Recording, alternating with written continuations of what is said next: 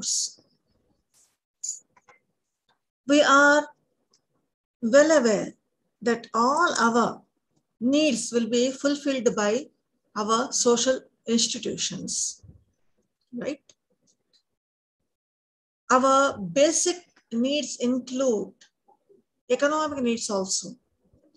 That is, we should produce, distribute goods for our consumption and also to produce more.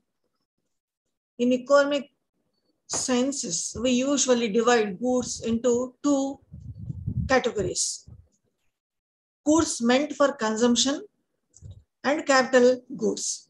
Some of the consumption goods also can become capital goods. Say, for instance, if you are producing, let us say, paddy or wheat, etc., you will be consuming, no doubt, but you will be keeping some of the paddy or wheat aside so that you can once again use it as seeds for next crop. So here we have umpteen number of examples where consumption goods also are treated as capital goods. But how about the tribal societies? Do they have all these concepts of consumption or capital? Do they have any market economy? Do they have any reciprocal economic relations? What about the economic aspects of tribal life? What about the economic exchange aspects of tribal life? These aspects we'll be discussing under the tribal economy or tribal economic systems. Let me start with what is meant by an economy. The simplest definition which we can use to describe economic institution is, it is a kind of system where production of goods will be there, distribution of those goods will be there.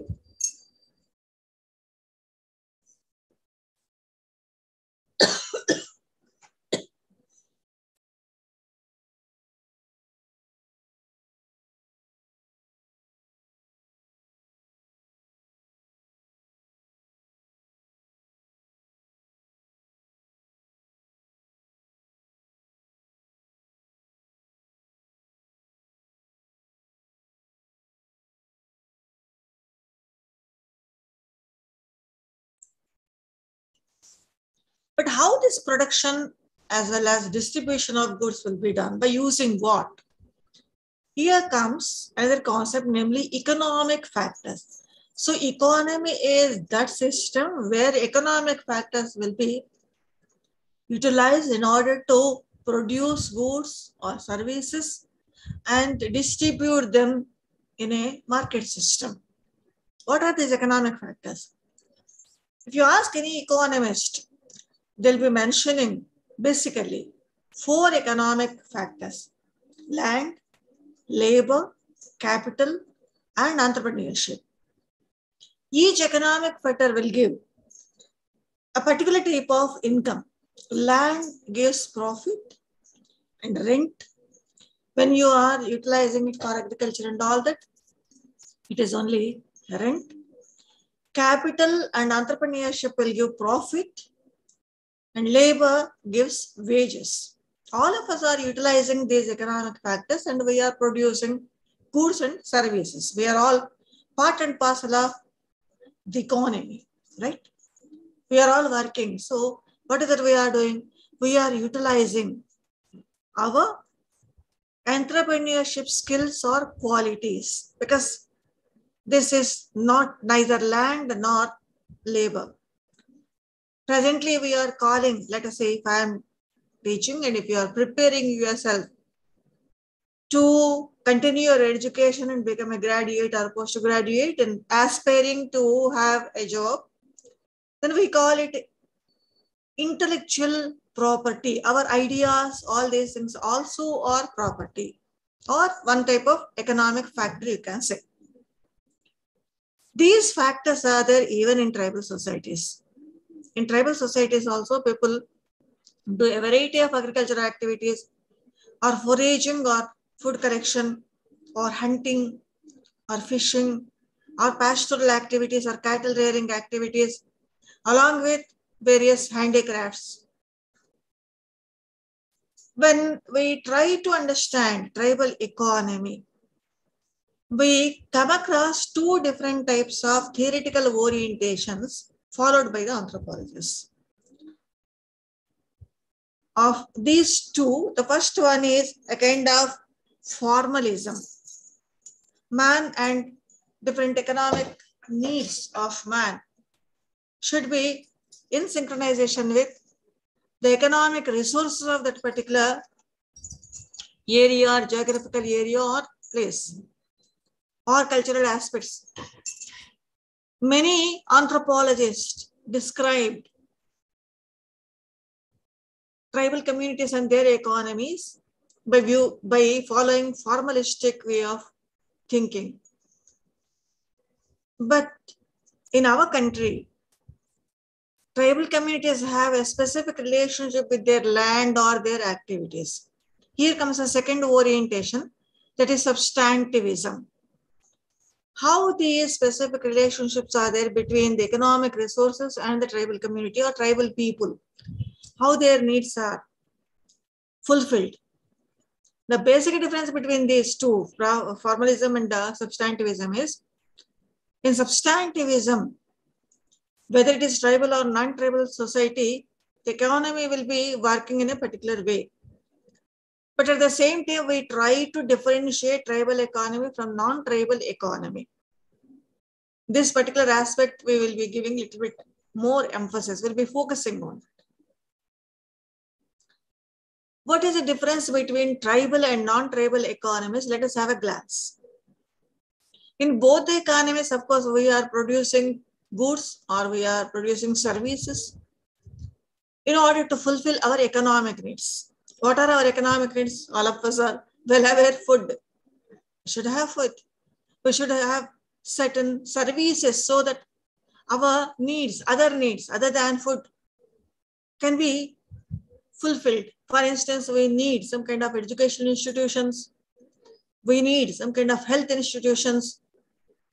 We need a market where distribution of goods will be done between the producer and the persons who are purchasing them. We should have some kind of exchange processes, and we should also have some kind of money. That may be anything. In tribal communities also we have money, but of course, that is not like our currency, which is printed by the Reserve Bank of India. They have their own currency. In some of the tribal communities, a bunch of banana is part of our currency, their currency. Exchange will be going on between one tribal community or one tribal village and another tribal village. We also have reciprocity, another economic process where exchange will be going on, exchange of goods, particularly products will be going on. We'll come to that after a few minutes. But what characteristics differentiate tribal economy from the modern economy? The first and foremost one is profit urge. In tribal societies, nobody produces goods or collect goods for profit urge, for selling in a market. Of course, you may say presently they are doing it. Yes, we are trying to, or non-tribal societies are trying to bring them into the mainstream so that the economic backwardness or lack of technology with which they are suffering can go away. But traditionally, even now, some of the tribal communities, they never collect food or do cattle rearing or do agriculture. They will not do so that they can sell all those things in a market. So whatever they would like to, they will be doing only for their society. If excess is there, if the characteristics of modernity enter into, then they'll be selling them in a market, their products. But even that also is not for profit motive. Profit urge will not be there. When a profit urge is not there, the question of capitalist will not be there. One person investing money or giving land or recruiting people and by paying wages and all those things, these aspects will not be there in primitive economies. The second characteristic which differentiates a tribal economy from the non-tribal economy is how much economic specialization they are having. The word economic specialization denotes the technology, the degree of technology or sophistication of technology. How they are utilizing the economic resources, in what manner. And third one is, do they have full-fledged developed market economy? These three aspects will be mentioning under this characteristic. Compared to non-tribal economies, tribal economies are not having any economic specialization. Let us take simplest example. There are many tribal communities. For instance, in our own state, we are having Konda Reddy, Konda Kapu, or Chenchu, or Gond. Of these, Gonds are highly developed from the viewpoint of economic specialization. But Chenchus are not, Konda Kapus are not, Konda Reddys are not. They use plow in order to cultivate their lands. But the technology of that particular plow is very, very rudimentary. Their plow is known as, if you take, let us say, Telugu speaking areas, one word is Burra Nagali, Konda Nagali. The technology is very, very simple. Unlike, let us say, non-tribal communities use a plow. Some of the tribal communities, they use only a stick. It is known as a digging stick and hoe. Even today, some of the tribal communities are doing podu agriculture. This podu, of course, is one word, and in some places it is called as jhum or begar. If you go to Assam, their tribal communities use that word jhum. What is a jhum agriculture or podu agriculture? In podu agriculture, they will not use any technical know-how. They simply occupy a place. For 1 or 2 years, they stay there, and afterwards they leave that place and go to some other place. And here, what they usually do is they'll cut all the trees and bushes, not big trees, but bushes and all that, and they burn them. And that ash they use as fertilizer. That is the reason this type of agriculture is known as ash and burn agriculture or shifting cultivation. They will not use any other fertilizers. Even water resources also. Whatever rainfall is there, only that is their water resource. They are not having any other specified or specific water resource systems like reservoirs or let us say waterways and all those things. The reason is they are not producing agricultural goods for market. They are using it for only for their own purpose. If they are not doing products for market purpose, then one more characteristic we have to see, there will not be any surplus. Having surplus is a characteristic of modern economy or non-tribal economy, because we will be cultivating, let us say, for example, our land not for our own purpose, but producing goods and selling them in a market. Then we will be cultivating more and more. We will be keeping them. We need some kind of warehouses to keep them. So whatever we keep in our warehouses, that is surplus. Sometimes the crop which we cultivate is not at all for our consumption. Say, for instance, let us say we are cultivating chilies or tobacco. I don't think persons eat tobacco or chilies as staple food. Do they? No, right? So then for what purpose we are cultivating tobacco or chilies? Only for market, only for selling it. So here this is known as surplus value. This will not be there in tribal societies. Because of lack of specialization, because of lack of profit urge, not having any surplus, the tribal economies are economically backward. Not only that, tribal economies, unlike non-tribal societies, they are not an institution. It is much more than that. Each tribe considers itself as a homogeneous community. So their economic institution is more or less their tribal culture. We rarely can distinguish economic activities and cultural activities in tribal societies, whereas in our countries, it is, non-tribal societies, it is not like that.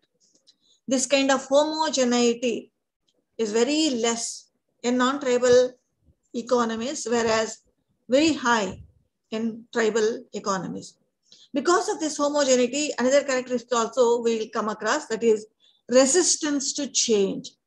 If you want to introduce, let us say, a tractor in tribal community, it is not that easy. You can take your tractor, go to a village and ask the villagers to purchase the tractors and use it for cultivating their land. They will accept it. But tribal communities, no way. Because there are so many social aspects are linked with that. Sometimes the youth may accept, but elders may not accept.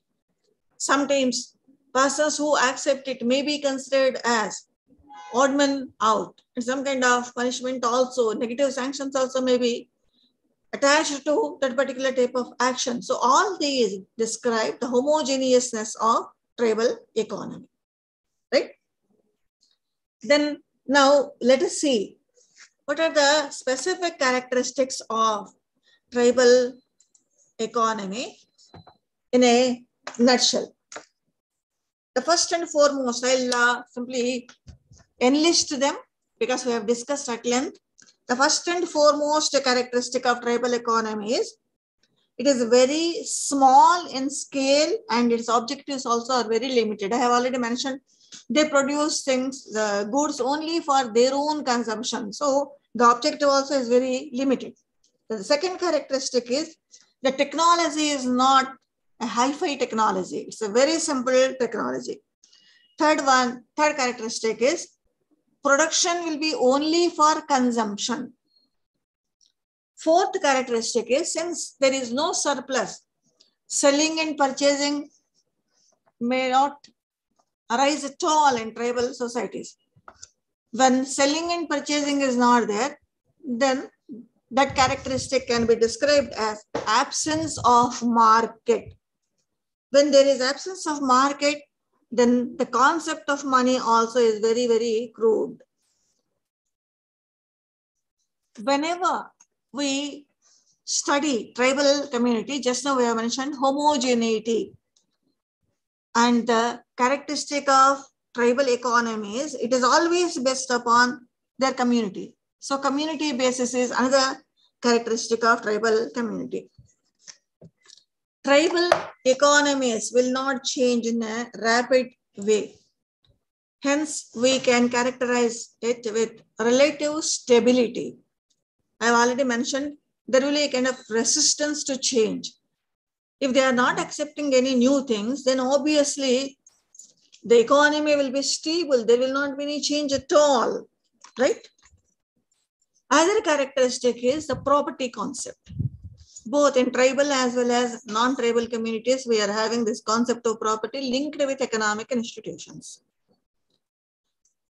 We divide properties into two types broadly: movable property and immovable property. Land, houses, all these are immovable property. You will not be able to move them. They are embedded to earth, or that itself is earth.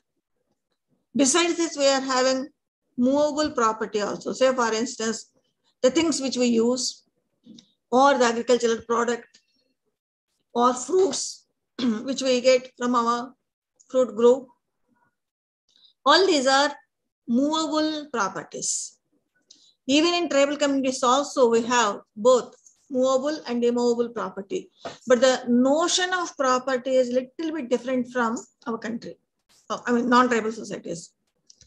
For instance, some of the tribal communities, certain privileges or certain songs or certain titles also are considered as their property. For instance, among the Eskimos, they have one privilege. If they can hunt good game, then they have a privilege to ask for second wife, particularly first wife's sister. So it's a privilege. It is a property for the Eskimos. Same Eskimo society and other societies living in southern part of America, they have certain songs. Only people who own that property can sing those songs. Others are not allowed to sing those songs. So songs themselves are property. Of course, in non-tribal societies, these things may not be there. Of course, in modern society, we are having Copyright Act, where if you are writer of a song, then you are having right over that, or if you are a singer of a song, then you are having a right over that song. But generally speaking, in non-tribal societies, this type of notion of property will not be there. These are the characteristics of tribal economic system. Melville Herskowitz, who wrote a book entitled Economic Anthropology, and other writers like Gordon Childe and others, they studied the origin and development of tribal economies. Gordon Childe talks about the invention of wheel. Prior to wheel and after wheel, we can say. What type of economic activities were going on in societies where wheel was not invented? And after the invention of wheel, what has happened? How these societies changed themselves into more and more specialized societies with modern technology. Gordon Childe describes this. Herskowitz, Kroeber, these people, they have classified different tribal economies into two categories: food gathering economies and food producing economies. In food gathering economies, we have hunting and fishing. We have food collection, food gathering, or foraging society, we usually say. And in food producing economies, we have agriculture, and where pastoralism along with agriculture is there, horticulture, and other economies, we have some kind of handicrafts also. What are the characteristics? Excuse me, ma'am. This, please mute your mic, ma, Sanjana. Ma'am, can I know which unit this is? Beg pardon, I'm sorry, I could not get you. Your voice is breaking. Which lesson? Hello? Hello? Yeah, tell me, ma. Ma'am, in which unit the topic is related? Your block 4. Block 4 and the 10th unit. Block 4, 10th unit. 10th unit. Okay, ma'am. Do you have books with you? Yes, ma'am. Come on. Then you please go to page number 123 because I'm talking about types of tribal economy. Got it? Okay, ma'am. Right. So each and every tribal economy will have its own specific characteristics. Of course, food collection economies, we know whatever food is available in the forest, people will be collecting, tribal communities will be collecting and fulfilling their economic needs, right? Then what about foraging economies? Even these also are food collection economies only, food gathering economies, we usually say. There are so many tribal communities. Most of the primitive communities, quote unquote, because our government in our country, it has enlisted some of the tribal communities as the most primitive communities or primitive communities, a kind of classification is. The most primitive communities like Kondareddy or Puranan or Chenchu, these communities, still they are food gatherers. But they also hunt game, they also fish. Some of them, they also do agriculture. So here, when we talk about foraging economies, it's a kind of combination of various food gathering economic activities. Here we have to see some of the characteristics of this foraging economy. Let us see. First and foremost one is, these economies are always nomadic economies. That is, going from one place to other place. Sometimes it may be a semi-nomadic also. For instance, in some of the tribal communities, we come across two villages. During a particular season, they stay in a village. They will not go anywhere. But once that season is over, then they will be roaming around the entire forest, or they also go to the nearby villages. So when they are at one place, that village is one village, and when they are roaming around, that village is another village. I mean, they are not exactly villages, but wherever they go, they construct some kind of temporary hutments or houses. This is different from transhumans. Transhumans means people going to various places and once again coming back to their village. In some of the tribal communities, we come across this transhumans also. That is just how I mentioned it. In some, they'll be simply going from one village to other village. We come across self-sufficient small groups in these foraging societies. When groups are very small, then the other characteristic you can easily guess, right? Population will be very less. When population is less, obviously, density of population also will be very less. Do they cultivate? No. They are dependent upon the environment. Whatever is available in their environment, they usually collect and they utilize it. For instance, even now, many times we come across chenchus of Telangana area. They usually bring some of the forest products into the villages. Nowadays they are selling it. One amongst them is soap nuts and also your honey, right? Are they cultivating soap nuts? No.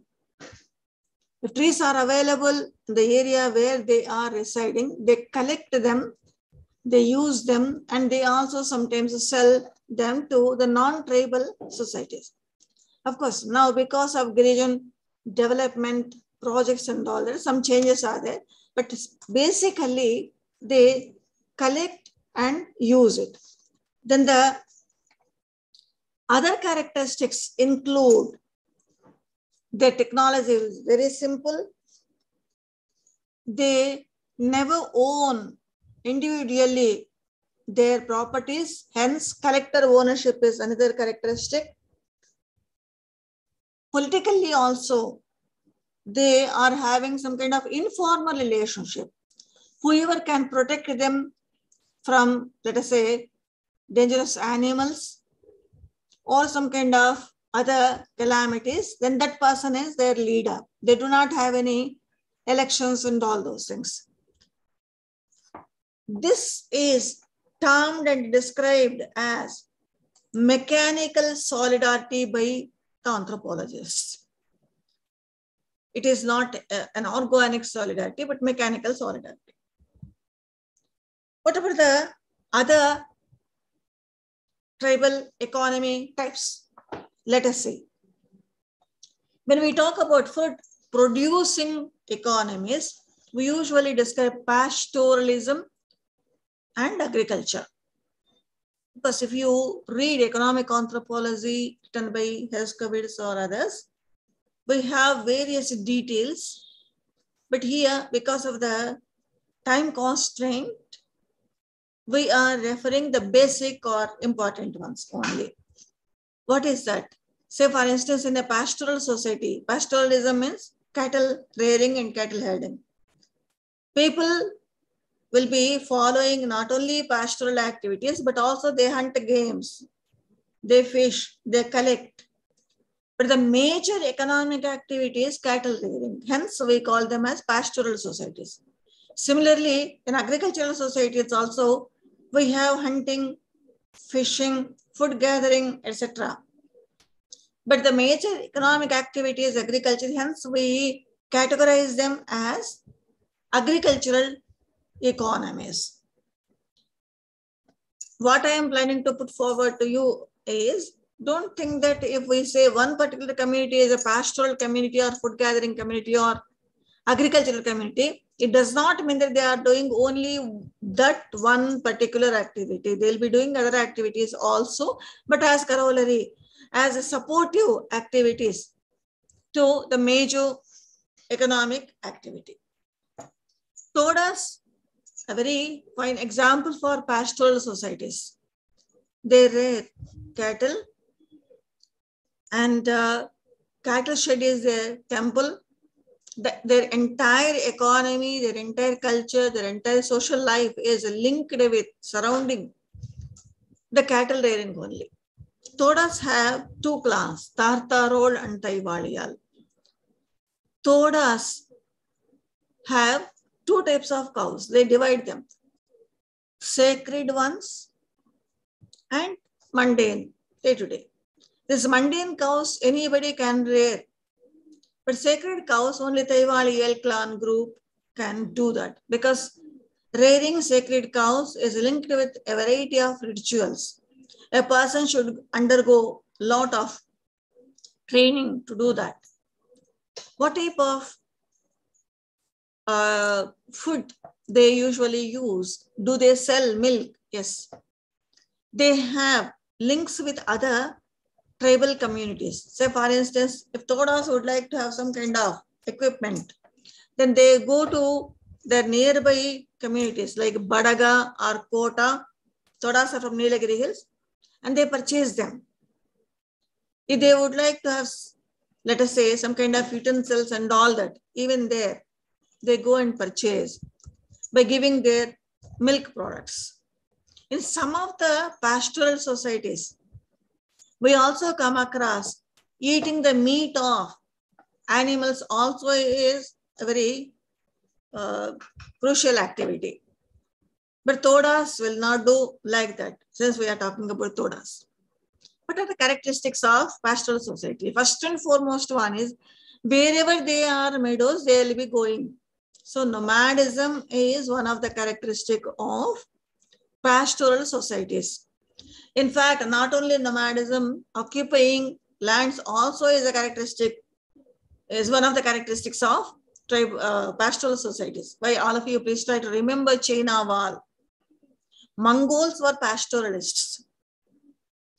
When their flock and whatever animals they are rearing, when the number goes up of these animals, they need more and more place, right? So in order to occupy more and more place so that they can rear their animals, they started invading other areas. And one such area, of course, you know, the Empire of China. And in order to avoid this problem of invasion by the Mongols, the Emperor of China started constructing a wall surrounding his country. That is China Wall. Now, presently, we are considering it as a heritage construction, and many people, many tourists go and see the wall. That means pastoral societies are having more sophisticated technology compared to food gathering or foraging societies. Their leader is not a mere informal one, whoever is studying. No, it's not like that. Their leader is a person who has a lot of knowledge about technical know-how. What technical know-how? How to rear cattle, how to go and find out where resources for cattle rearing, or a person who can enter into a war also, who knows what technology. So here, sometimes in pastoral societies, the leadership may be based upon election also. But many times we come across a kind of council-like thing. They select a person who is sturdy and knowledgeable as their leader. Next comes our agriculture. Under this category, we can see two types of agriculture, which we come across in tribal societies. One is shifting cultivation and other one is settled cultivation. And shifting cultivation, we have already mentioned at the beginning of this session. It is also known as slash and burn cultivation. A part of forest will be prepared for doing agricultural activities by cutting the bushes and burning them. The ash which comes after burning all these bushes and all that will be used as fertilizer. Communities who do shifting cultivation are not having any very sophisticated plow or such technology. They use hoe and digging stick. Digging stick is hardly 1 meter stick. One end of that they attach either a stone blade or iron blade with which they dig and sow the seeds. Usually millets will be cultivated here. In some communities, they also cultivate potatoes, such root vegetables also. Here, we know pretty well that the yield will be very, very less, only meant for their consumption. And one of the characteristics of shifting cultivation is nomadism. They cultivate the land for 1 or 2 years and they leave that land and they go to some other place. And we know that once you cut all bushes and trees and cultivate for a year or so, that field, that area will become not much useful for further cultivation because we are not using any fertilizers. We're simply using it and going away. Hence, the yield will be very, very less and the shifting cultivators may not be able to get more than what they require, more than what they consume. Whereas in settled agricultural societies, it is not so. People settle at one place in a village. They own some property, agricultural land, that may be 1 acre or 10 acres or even more than that. Sometimes they also purchase from non-tribal societies and they cultivate that land for years together or generations together. The crop pattern also is different from shifting cultivation. Millets and some of the root vegetables will be cultivated in shifting agricultural societies, whereas here it is not like that. It is based upon technology. They know how to utilize water, they know how to construct a reservoir, or the system of bringing water from a reservoir to their field also they are well aware. We come across terrace agricultural activities in settled agricultural societies where they know how to get water from, let us say, top to bottom or bottom to up. In terrace agriculture, that is very, very important. They also cultivate not only their staple food, but also certain commercial crops. We come across many tribal societies in our own state cultivating many commercial crops. For instance, if you take a lambada, it's a tribal community, scheduled caste, a tribe community. Most of the lambadas, they cultivate paddy and other, let us say, a staple food, but also they cultivate groundnut or castor seeds or tobacco or chili, you name it. These are all commercial crops. They are cultivating them.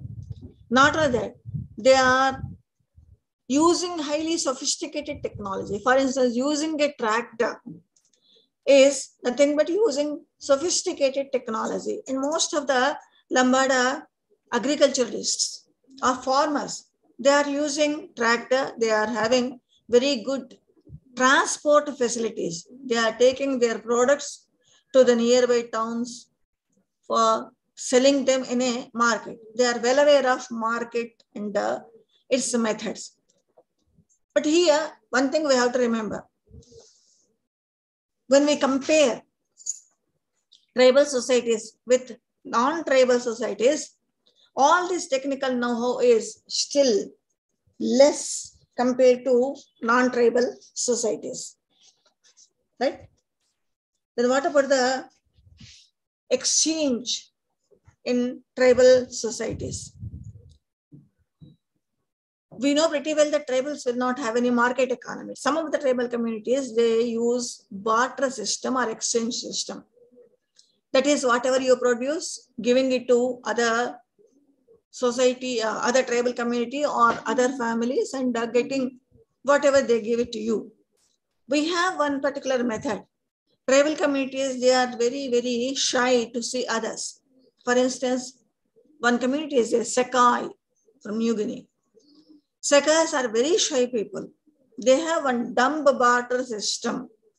They bring whatever they have produced or whatever they hunt, whatever they have collected, keep all these things at a particular place, and they'll go away from there. They don't want to see any other persons. Other community people come and see what is kept there. If they like it, they keep what they brought along with them there and take these things.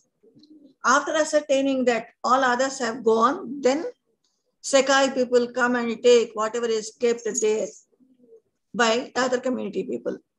Starting from this type of dumb barter system too, we have exchange. You know what is exchange? Goods and services will be exchanged.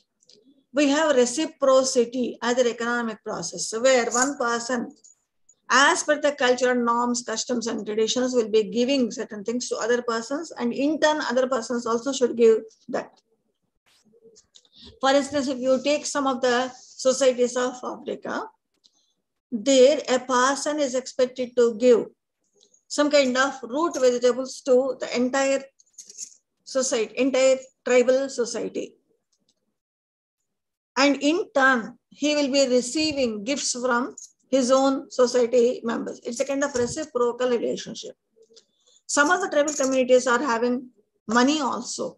For instance, Kula exchange, we usually use this type of exchange. Kula exchange is nothing but two types of necklaces will be there. Necklaces of beads will be there. So these bead necklaces are their money. Just like we are having our currency notes or coins, they are having some kind of beads necklaces. In some societies, we come across some blankets as money, or bunch of some fruits as money, or cattle as money. In some communities, we are having big stone blocks as money. So money economy also is there in tribal communities. But tribal communities who are living along with non-tribal societies are using money just like non-tribal communities do. That is currency printed by the Reserve Bank of India, or coins, once again printed by the Reserve Bank of India in our country, or your card, that is debit card or credit card, or any other currencies, sometimes virtual currency also they are utilizing it. So these are certain details of tribal economy. Are you able to understand? Any doubts? Sanjana?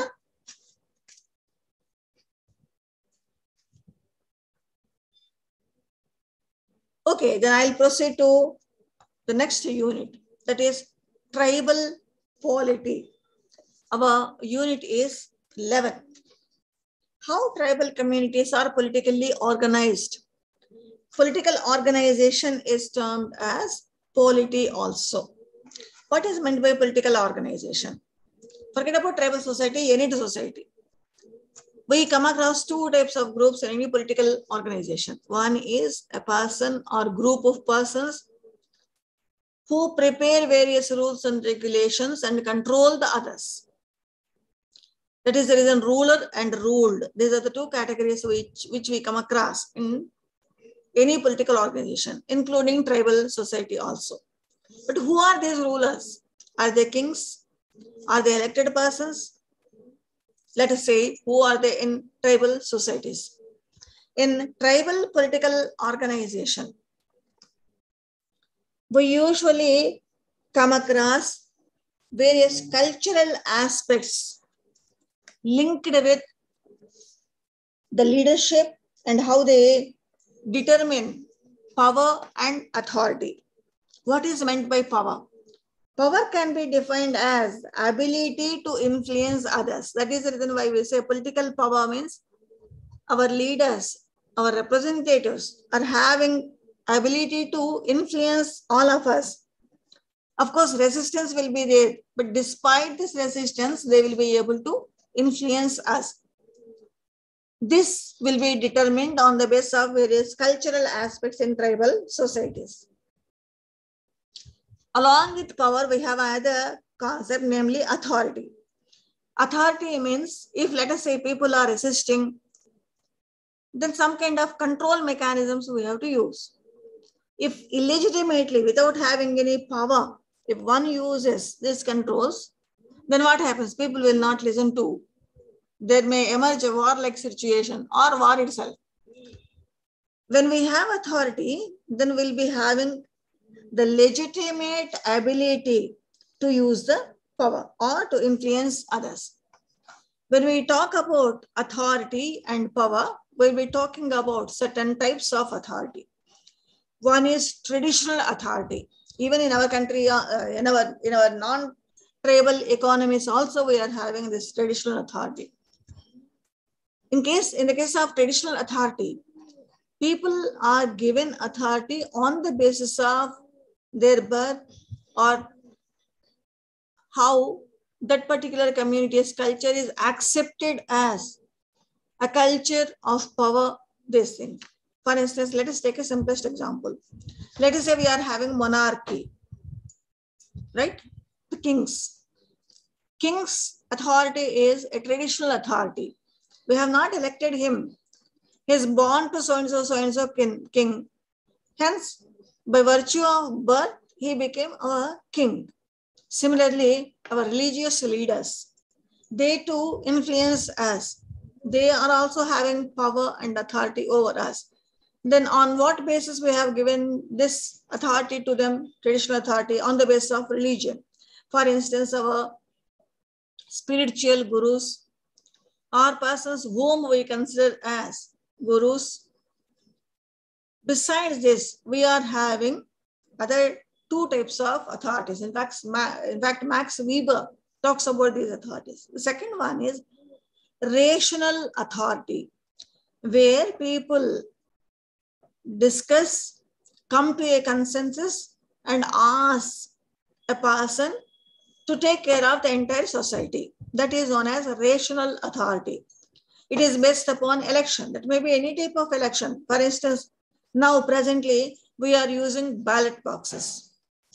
All of us are putting a stamp on a particular piece of paper, or we are pressing a button in our electronic voting machines. But what we are doing is, we would like to have this particular person as our leader. We are giving our consensus or consent and accepting a particular person as our leader. Here, because of our acceptance, because of our consent, that person is becoming a leader. So what is the rationality here? We are seeing whether that particular person can control resistance, can lead us to the development or not, and various other factors. Accordingly, we are saying, since we are using our rationality, our thinking, we consider this as rational authority. But sometimes, some persons, without having any traditional power or without having any rational authority, they influence us. And that type of authority is known as charismatic authority.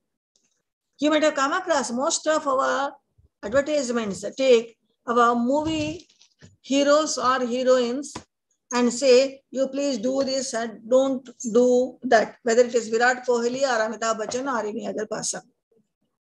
Okay, what is the reason behind that? What type of authority they are having? We have not elected them, right? We have not given any authority on the basis of, let us say, family membership or religion or any other traditional base, but still they are able to influence us, they are able to control us. And such authority is on a charismatic authority because of their own personal characteristics or their popularity. They are able to control and also pave way for our development. So these are the three types of authority. All these three types of authority we come across in tribal political organizations. But in order to understand tribal political organizations, let us have a glance of typology of tribal political organizations or types of tribal political organizations. Let us see.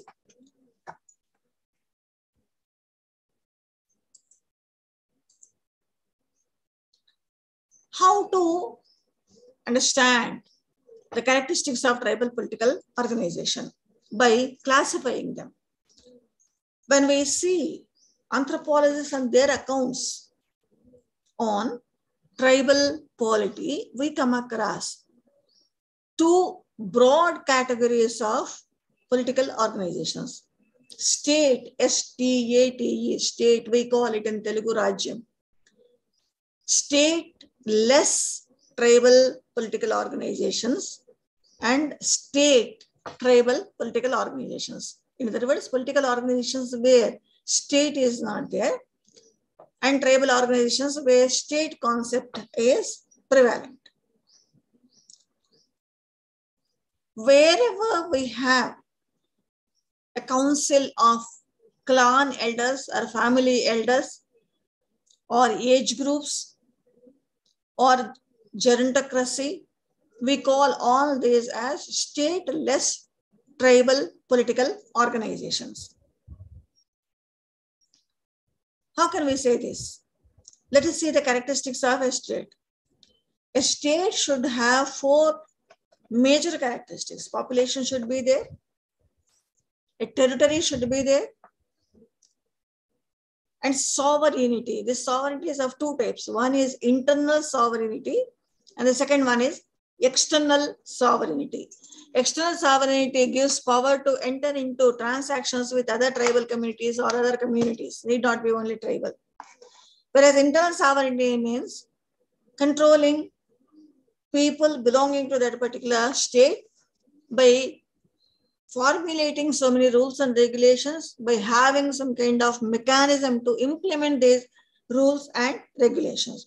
If these factors are not there, then that is a stateless tribal polity. If these factors are there, it is a state tribal political organization. Now, stateless societies also can be classified into various groups. Let us have a glance of this. The first and foremost one is egalitarian societies.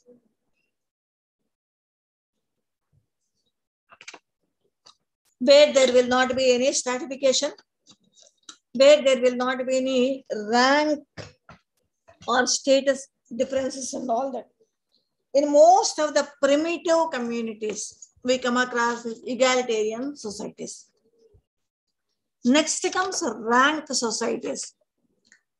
In this type of society, on the basis of role which the political leaders are playing, accordingly some rank will be given to them or extra position will be given to them.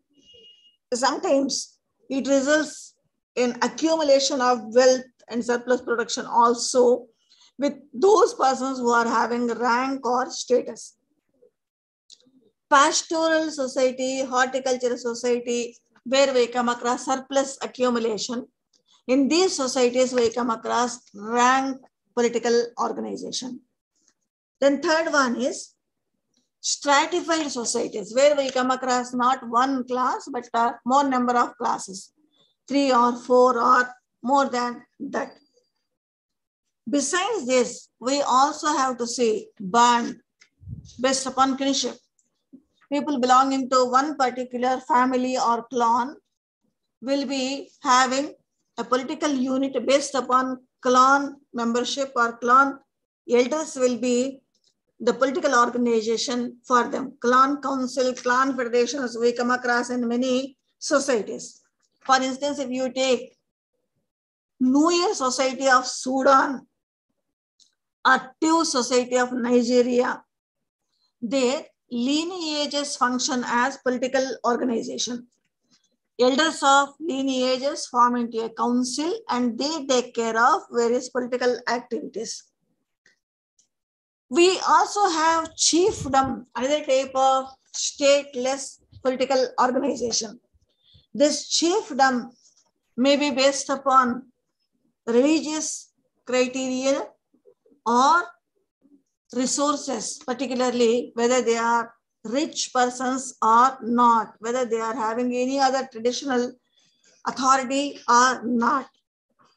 In other words, private property is a hallmark for chiefdom. If a person is having more private property, then he will be considered a chief for the society.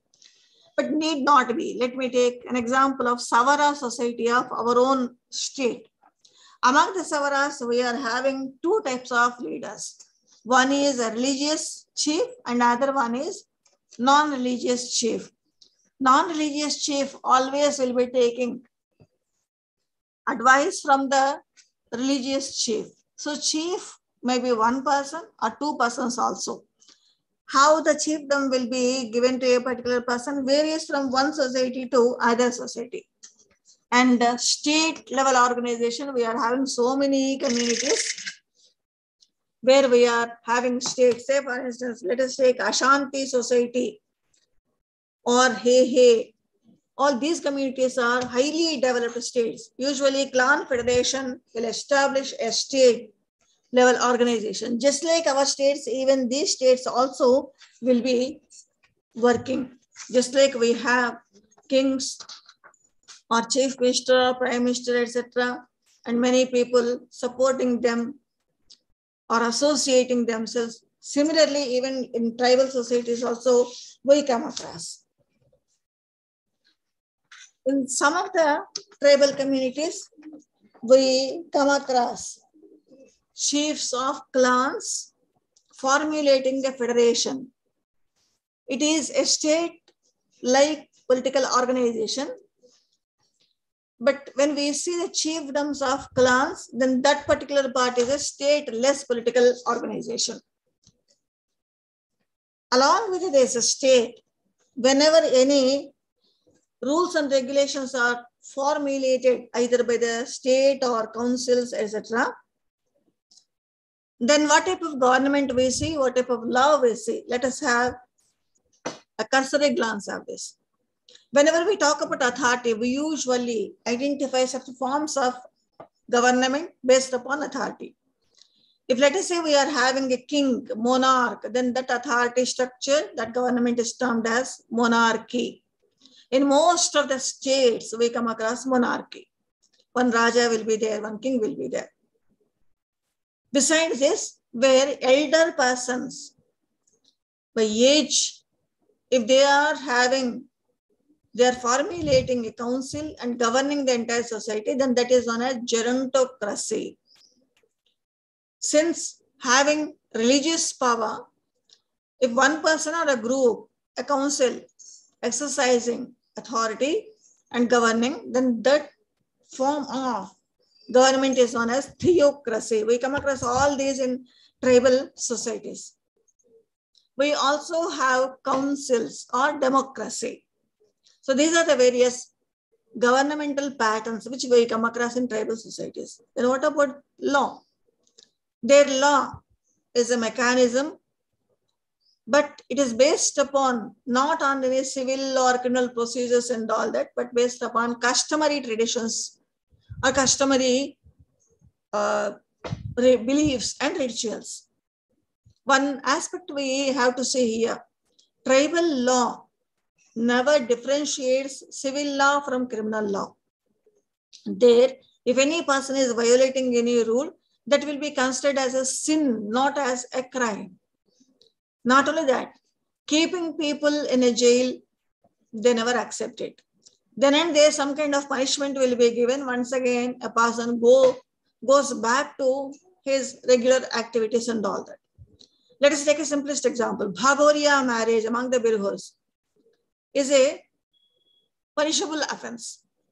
If two persons elope from their society so that they can be married and comes back to their society, the tribal panchayat investigates the matter and asks the person, whoever eloped with a girl, to throw a party to the entire tribe and also awards some fine. Once that party is over, then there is no offense at all. There is no punishment taking them to a particular prison and keeping them, no, never. And most of the laws of tribal societies are unwritten. Unlike modern societies, in modern societies, we are having umpteen number of thousands of enactments. Each and every aspect is enacted upon. But in tribal communities, no. Whether the traditional rules and regulations are being followed or not, that is the only criterion. So it is a customary law compared to non-tribal societies. So by using law, they govern, they exercise their authority, and they also prepare rules and regulations, and people will be following. This is about tribal polity or political organization. We have one more basic social institution, that is religion. We'll discuss about this in our next session, that is on next Saturday. Until that, you please go through, and if you have any doubts, please let me know in our next session. So until then, see you.